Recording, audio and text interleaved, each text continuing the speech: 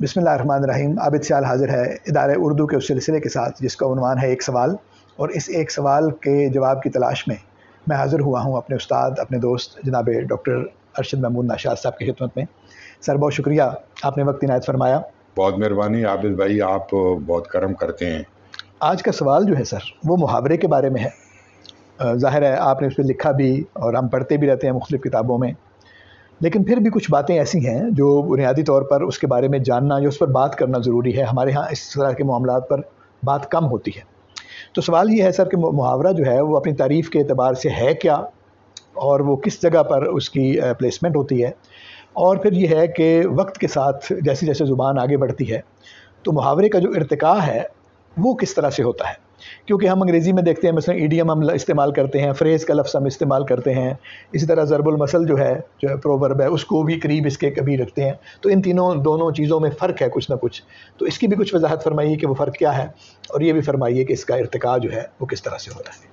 बहुत शुक्रिया, आप सलामत रहें। आप हमेशा इस तरह के इस नौ के सवाल पूछते हैं जो हमें भी यकीनन उससे कोई उस पर गौर व फिक्र करने का मौका मिलता है। और अहद हाजिर के जो तालिब इल्म हैं वो चूँकि बिलअमूम लिखने पढ़ने से कतराते हैं, और ये बहुत बुनियादी बातें जो ज़बान से मुतालिक हैं उन पर पूरी तवज्जो नहीं देते।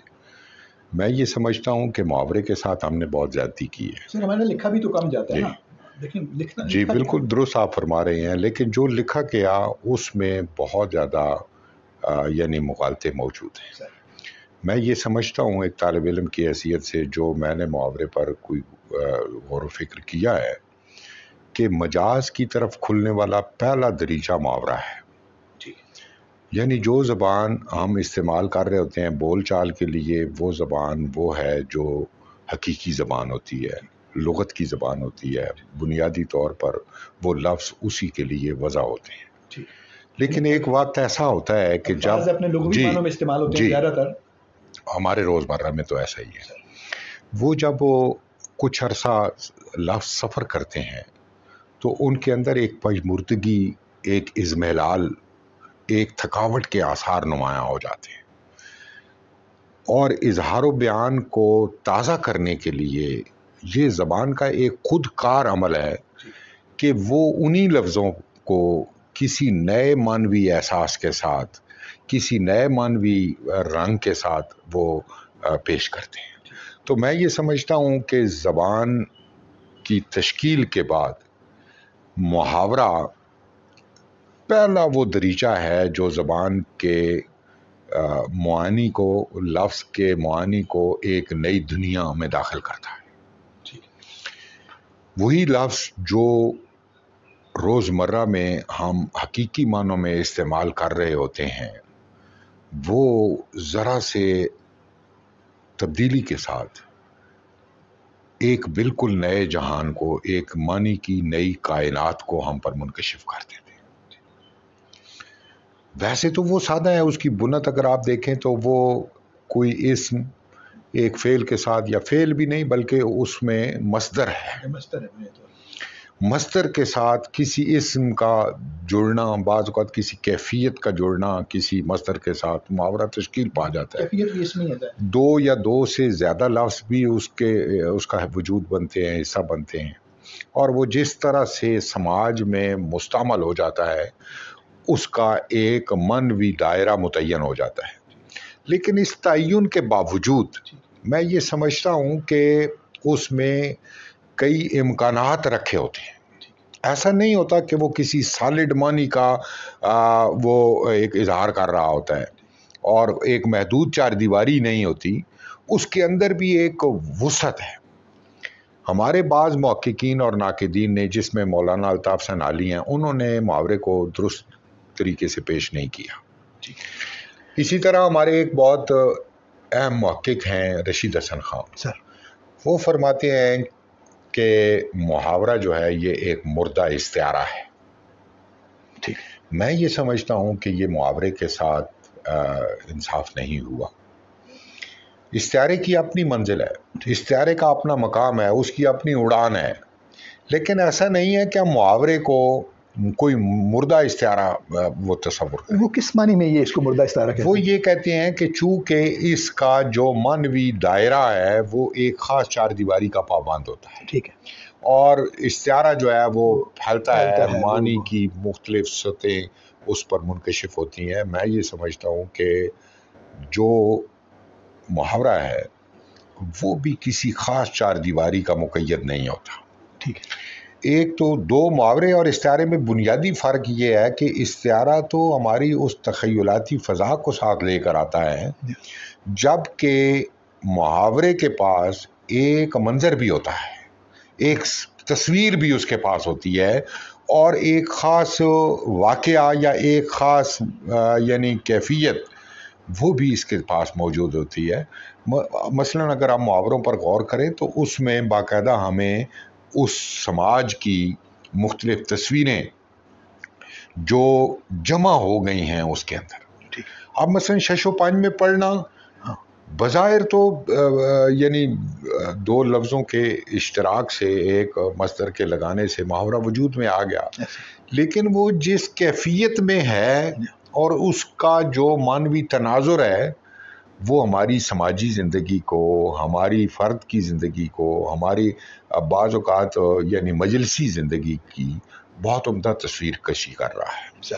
محاورے کا وجود بھی یعنی اگر ہم اس کو دیکھیں کہ وہ کب بنتا ہے، کون بناتا ہے اس کو، ایسا نہیں ہے کہ کوئی علماء اس کو وضع کرتے ہیں یا کوئی زبان کا وقوف رکھنے والے لوگ اس کو وضع کرتے ہیں، ایسا نہیں ہے. یہ سماجی عمل ہے، اور جس طرح زبان تشکیل پاتی ہے اسی طرح محاورہ بھی تشکیل پاتا ہے.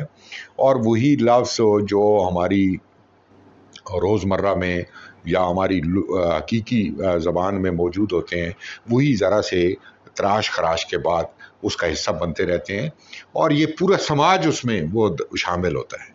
وہ جیسے جیسے کسی علاقے سے نکلتا ہے اور وہ ایک بڑے دائرے میں داخل ہوتا ہے اس کو ایک قبول عام مل جاتا ہے، اور پھر وہ ہمارے یعنی ادبیات کا حصہ بننے لگتا ہے. اب ایک تو یہ کہ کفایت لفظی کا سب سے عمدہ اظہار محاورہ ہے. ایک اور ہمارے جو علم بیان اور علم بدیع اور قواعد کے علماء ہیں انہوں نے ایک اور زیادتی یہ کی کہ محاورے کو علم بیان میں شامل نہیں کیا. جی میں یہی سوال کرنے لگا تھا کیوں نہیں کیا. اب یہ معلوم نہیں ہے. دیکھیں علم بیان کے جتنے عناصر ہیں ان سب کی بنیاد مجاز پر ہے. تو محاورہ چونکہ اس سلسلے کا پہلا وہ عنصر ہے یا پہلا وہ مرکز ہے جو اپنا دریچہ کھولتا ہے مجاز کی طرف. مجھے بڑی حیرت ہوتی ہے کہ ہمارے اساتذہ کے ہاں ایسا اس کے ساتھ سلوک کیا گیا. میں یہ سمجھتا ہوں کہ اس کو علم بیان کا پہلا عنصر کے طور پر اس کو قبول کیا جانا چاہیے. کیوں؟ اس لیے کہ یہ اظہار اور بیان کی لیاقت میں وہی کام کر رہا ہے جو تشبیہ کرتی ہے، جو استعارہ کرتا ہے، جو علامت کرتی ہے، مجاز کے مختلف رنگ کرتے ہیں اس میں، وہی کام محاورہ کر رہا ہے. اور پھر یہ کہ محاورہ باقاعدہ ایک سماج کی تصویر کا حامل بھی ہوتا ہے. جیسے میں نے ابھی گزارش کی، استعارے کے پاس وہ بات نہیں ہوتی، تشبیہ کے پاس وہ بات نہیں ہوتی جو محاورے کے پاس ہوتی ہے. اس میں ایک پورا دیکھیں، وہ غالب نے دو محاورے باندھے ہیں. دیکھیے کہ گدا سمجھ کے وہ چپ تھا، میری جو شامت آئے اٹھا اور اٹھ کے قدم میں نے پاس باں کے لیے. اب قدم لینا محاورہ ہے اور شامت آنا بھی محاورہ ہے، دونوں محاورے ہیں، اور قدرت کلام کے ساتھ ان کو اس نے نظم کیا ہے. اب ہم دیکھتے ہیں کہ اس شعر کی اگر ہم تعبیر اور توضیح اور وضاحت کرنے لگ جائیں تو کتنی بڑی کیفیت کو اور کتنے بڑے واقعے کو ان محاوروں نے اختصار اور اجمال کے ساتھ شعر کا حصہ بنا دیا ہے. اور معنی بھی متعین نہیں کیے. یعنی آپ جتنا اس پر غور و فکر کریں گے اس میں معنی کا ایک نیا احساس آپ کو ابھرتا ہوا دکھائی دے گا. تو میں یہ سمجھتا ہوں کہ وہ رشید حسن خان نے جو یہ بات کی تھی کہ یہ مردہ استعارہ ہے، یعنی وہ میں اس معنوں میں درست نہیں سمجھتا. میں تو یہ سمجھتا ہوں کہ یہ جو ہمارے لفظ ہیں حقیقی معنوں میں استعمال ہونے والے ہیں یہ بھی مردہ نہیں ہوتے. کیونکہ وہ بھی کسی علامت کی شکل میں آ رہے ہوتے ہیں، وہ بھی کسی چیز کے لیے ظاہر ہے کوئی دال اور مدلول کے ساتھ وہ جڑے ہوتے ہیں، ان کو بھی بہت اکیرا نہیں سمجھنا چاہیے، ان کے اندر بھی ڈائمینشن موجود ہوتی ہیں۔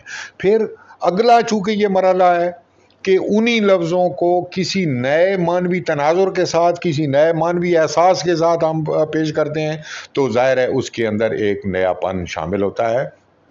اور وہی اب مثلا باغ ہونا، آپ دیکھیں اس باغ ہونے میں محض کوئی معنی نہیں رکھ دیا گیا بلکہ کیفیت رکھ دی گئی ہے، اور وہ کیفیت جب بھی ہم اس کا استعمال کریں گے، یعنی یہ آرائشی عنصر ہے ہمارے کلام کا، ہمارے اظہار کا، اور جتنے سلیقے کے ساتھ یہ استعمال ہوگا اتنے زیادہ معنی اور اتنی زیادہ تہیں اس کے اندر آئیں گی۔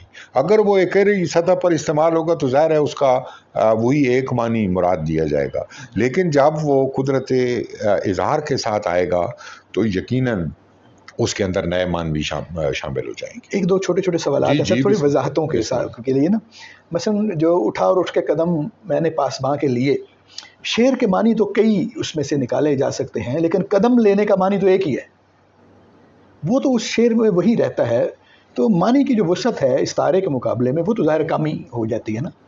یہ بات درست ہے۔ ایک بات تو یہ ہوئی، دوسرا یہ ہے کہ جو جہاں تک مجھے دماغ میں بات آتی ہے وہ یہ ہے کہ جو تشبیہ اور استعارہ اور مجاز مرسل اور یہ جو کنایہ وغیرہ ہیں، یہ ابھی آپ نے فرمایا کہ یہ آرائشی عنصر ہے زبان کا، تو اگر آرائشی ہے تو پھر تو اس کو علم بدیع میں ہونا چاہیے نا، لیکن معنوی اعتبار سے اگر مجاز کی طرف جاتا ہے تو پھر علم بیان ہے۔ کہیں یہ فرق تو نہیں ہے کہ انفرادی اور اجتماعی کا معاملہ ہے، کہ علم بیان ان معاملات کو ڈسکس کرتا ہے جہاں پر انفرادی آدمی جو ہے وہ مجاز پیدا کرتا ہے، تشبیہ آپ خود پیدا کرتے ہیں، نئی بھی لا سکتے ہیں، استعارہ آپ نیا بھی لا سکتے ہیں، علامت نئی لا سکتے ہیں آپ، لیکن محاورہ آپ نیا نہیں بنا سکتے، وہ معاشرہ مل کر بنائے گا۔ تو کیا یہ ایسا تو فرق؟ جی بالکل، دیکھیں یہ زبان کے جتنے بھی معاملات ہیں وہ اتنی ظاہری سطح پر ہم نہیں اس کو وہ ٹریٹ کر سکتے، یہ بات درست ہے۔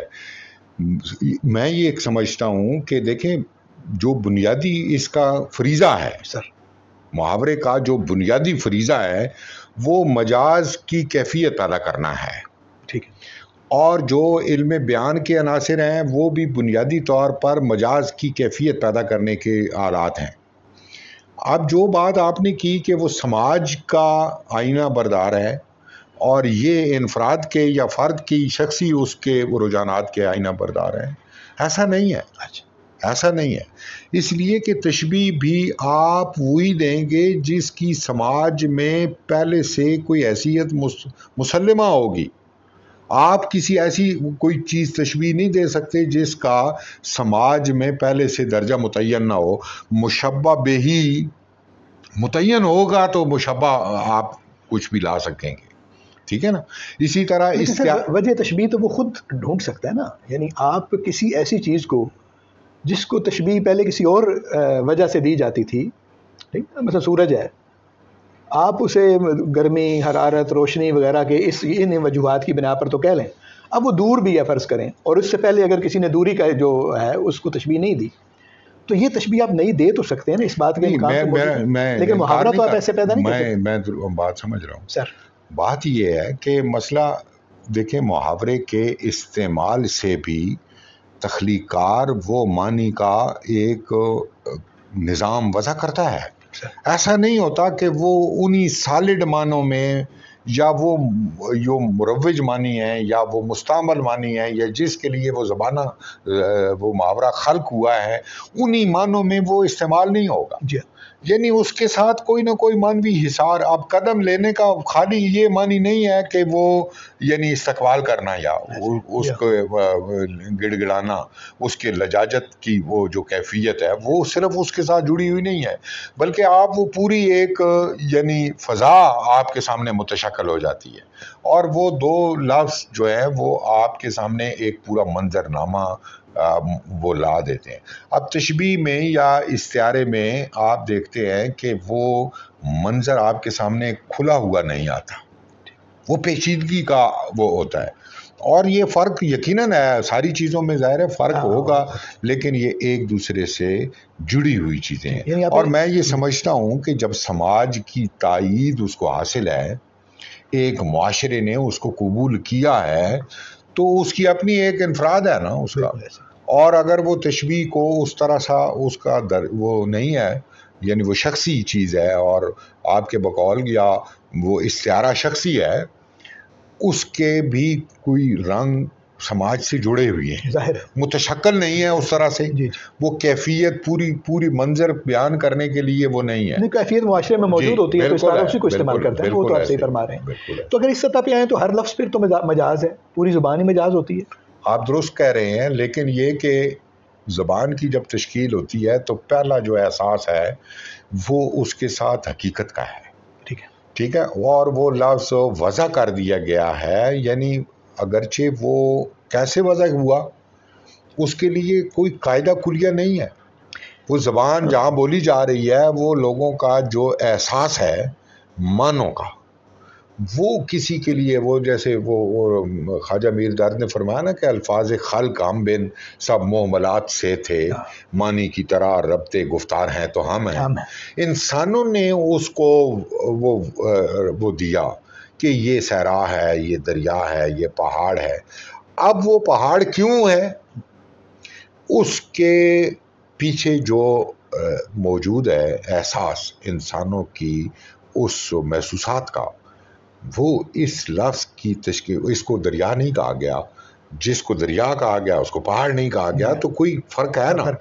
اور یقیناً یہ دیکھیں نا، ہمارے تو حروف بھی جو ہیں علامتیں ہیں، اور پھر ظاہر ہے وہ لفظ ہیں، وہ بھی ایک طرح سے علامت کی صورت میں ہیں، ایک سمبل ہے. ایک اور اس میں جو چھوٹے سا یعنی اس کو دلیل سمجھ لیں یا سوال سمجھ لیں کہ آپ دیکھیں جب ڈکشنری ہے، جب ہم لغت کہتے ہیں کہ لغوی معنی، تو اس کا مطلب ہے وہ معنی جو لغت میں لکھے ہوئے ہیں. درست. جب آپ تشبیہ استعارہ وغیرہ استعمال کرتے ہیں تو لغت سے باہر جتنا مجاز استعمال کرتے ہیں وہ ہے. درست. لیکن محاورہ تو لغت کا حصہ ہوتا ہے. وہ آپ بالکل درست فرما رہے ہیں کہ وہ زبان سے چونکہ پنپتا ہے، زبان سے متشکل ہوتا ہے، اور انہی لفظوں سے مل کر وہ وجود میں آتا ہے، تو اس کی جو حیثیت ہے وہ زبان کے ساتھ جڑتی ہے. ٹھیک ہے. لغوی معنی ہے نا بنیادی طور پر. لغوی معنی ہے. محاورے کا بھی معنی لغوی ہے. جی وہی معنی ہے جو متعین کیے ہیں سماج نے. وہ مرادی معنی ہے، وہ اختیاری معنی نہیں ہے، وہ مطلب اختیار کی ہوئی معنی ہے، لیکن ایک سماج کی تائید اور یعنی اس کو اعتماد حاصل ہے اس کو، اور وہ معنی وہ دے گا. لغت کا حصہ ہم بنائیں گے، لیکن اس کا استعمال اس کے اندر نئے امکانات کو روشن کرے گا. یہ اس کا تخلیقی استعمال ہوگا. بالکل صحیح. اب آخری بات اس پہ یہ فرما دیجیے کہ اس کے ارتقاء کا جو طریقہ ہے وہ کیا ہے، یعنی کتنے وقت اندازاً، یعنی اب ہم طے تو نہیں کر سکتے کہ 10 سال بعد نیا محاورہ آ جائے گا یا 20 سال کے بعد آ جائے گا، لیکن پھر بھی ایک موٹا طے تو کیا جا سکتا ہے کہ کتنا وقت گزر جانے پر نئے محاورات آ جاتے ہیں، اور ان کے آنے کے جو دریچے ہیں یا در ہیں وہ کون کون سے ہوتے ہیں. دوسری زبانوں سے آتا ہے، یا نئے ماحول سے آتا ہے، یا نئی جو آپ کے چیزیں اکتشافات نئے آتے ہیں زندگی میں اس سے آتا ہے. تو اس کے آنے کے بننے کے کیا ہیں، اور اردو میں اس کا جو چلن ہے، اس کا ارتقاء ہے. اب کی اردو کی بات کر رہے ہیں، کیونکہ اب ہم دیکھیں نا مثلا ہم جو لغت دیکھتے ہیں وہ تو 50 60 70 سال پہلے مرتب ہوئے ہیں. درست. تو اس کے بعد جو تبدیلی آ گئی ہے زبان میں، زندگی میں، اس کے محاورے جو ہیں وہ کدھر گئے، وہ موجود ہیں یا نہیں ہیں. اس بات تو سمجھنے کے لیے یہ فرمائیے کہ محاورے کا ارتقاء کیسے ہوتا ہے، اور اردو کا محاورہ ارتقاء کر کے اب آپ کے خیال میں کہاں تک پہنچ چکا ہے. دیکھیں جیسے زبان اپنی ایک دریا کی طرح ہے، اس میں تغیر ہوتا رہتا ہے، لیکن وہ محسوس نہیں اس طرح سے ہوتا. آہستہ آہستہ وہ اپنی صورت، اپنا رنگ، اپنا احساس، اپنا چلن بدلتی رہتی ہے، لیکن وہ یک لخت کوئی ایسا وہ نہیں کرتی، تبدیلی اس میں نہیں آتی. یہ ایک فطری عمل ہے، اور یہ صدیوں پر پھیلا ہوا عمل ہے. اس کو ہم کسی خاص وقت میں وہ نہیں کر سکتے. لیکن جیسے آپ نے ابھی فرمایا کہ اس طرح کے انقلابات، اس طرح کے واقعات، اس طرح کی کیفیت جو ہے وہ زبان میں تبدیلی لاتی ہے. اور جب زبان میں تبدیلی آتی ہے یعنی نئے لفظ خلق ہوتے ہیں یا نئے لفظ وضع ہوتے ہیں تو پھر محاورہ بھی کہیں وضع ہونا شروع ہو جاتا ہے. اس میں آپ اس کو وہ بھی ایک زبان کی طرح ایک تشکیل میں رہتا ہے. مثلاً آپ ہم پچھلے زمانوں پر اگر ہم بات کریں تو کوئی محاورے ہمارے سامنے وجود میں آئے ہیں جو ہمارے جدید زمانے کو کے عکاسی کرتے ہیں. ابھی وہ لغت میں شامل اس طرح سے نہیں ہوئے یا ابھی ان کو نہیں ڈالا گیا چونکہ ہمارے ہاں لغت نویسی کو وہ توجہ نہیں دی جاتی کہ زبان قدم قدم پر بدل رہی ہے تو قدم قدم پر اس کے ان صورتوں کو محفوظ کیا جانا چاہیے.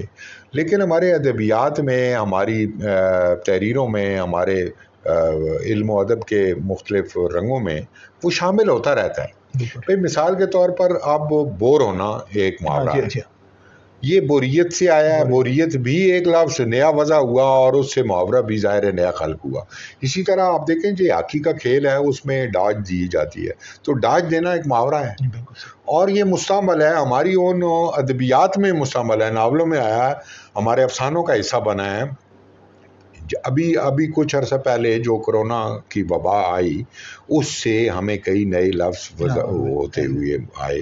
کمپیوٹر کے آنے سے ہمارے ظاہر کئی نئے لفظ ہمارے زبان کا حصہ بنے تو ان سے کوئی محاورے بھی وجود میں آ رہے ہیں کوئی بن رہے ہیں تشکیل کے مراحل میں ہیں. مقامی زبانوں سے بھی جی بالکل ترجمہ ہوتے ہیں. بالکل ایسا ہوتا ہے. یعنی آپ دیکھیں نا کہ یہ اثر ہے سماج پر جو اثر مرتب ہوتا ہے وہ ڈائمینشنل ہے. وہ بہت ساری اطراف سے آ رہا ہوتا ہے.